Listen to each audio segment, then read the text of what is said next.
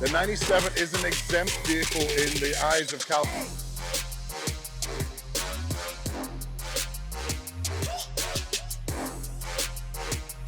This really, to me, looks like it's a brand new interior.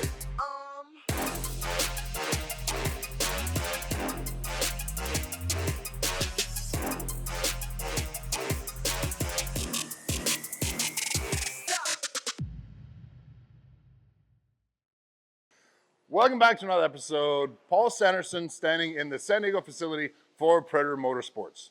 If you're just now getting a part of our vlog, hit that subscription and like button. You're gonna wanna watch these and get updates when we put out new episodes.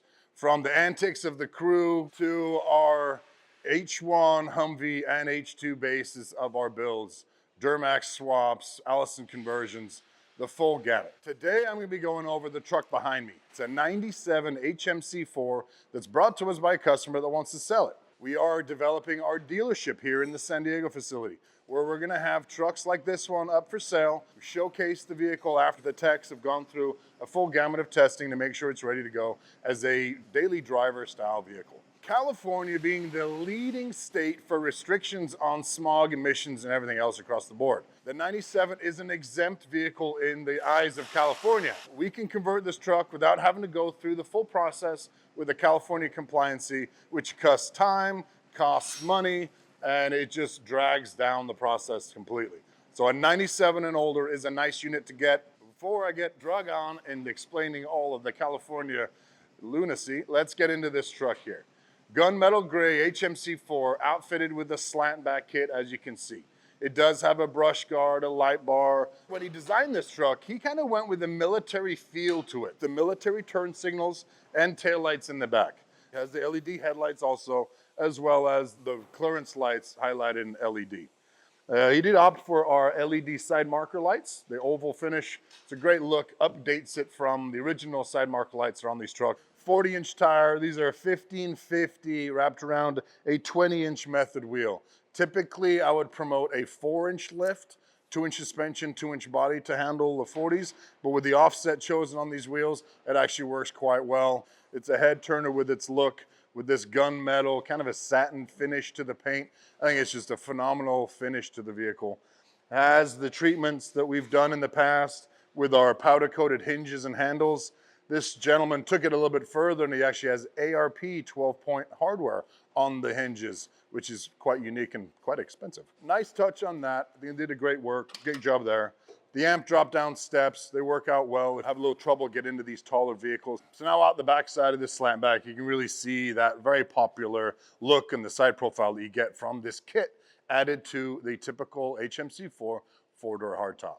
Didn't do anything to the bumper outside of powder coat. You can see the block out bar there utilized because it has that 2-inch body lift. Quite a bit left on the plate to personalize it. If you go ahead and purchase this truck, we can get you a rear Viper bumper, the front Viper bumper. They'll all integrate and kind of take it to the next level, personalize it for your own needs. Here's those military lights I was mentioning before.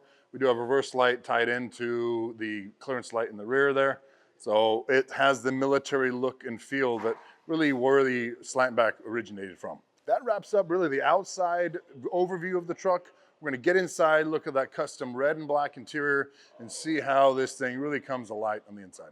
You can't deny the red and black accent is awesome. The black piping to tie in with the black treatment throughout all the other interior panels. They do have custom bezels on the gauges. However, they did retain the factory gauges. As a new owner, that might be something where you can personalize it. Recently, I've been doing a lot with Dakota Digital on our Alpha Dash, but we've always used Autometer, Speed Hut, Glow Shift. There's a ton of gauge options out there. So it does have a Pioneer head unit showing that input from that rear camera, bumper mounted. I mainly, when I design these trucks for the customers and start working on the interior treatments of it, I think of the interface. What's gonna make the driver and passengers more comfortable because you're gonna reach for those keys more. These guys have already hit it out of the park. We've got the Momo steering wheel in here, which gives you the feel of being in control of this big vehicle.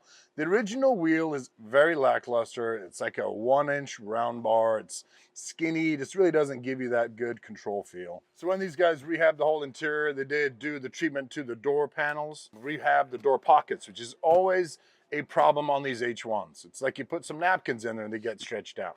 These are all fresh, nothing's been put in them, they're not baggy at all.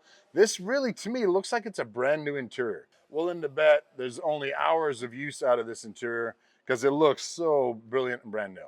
So one key feature that this customer had done to his truck during the interior process is help out that passenger front seat.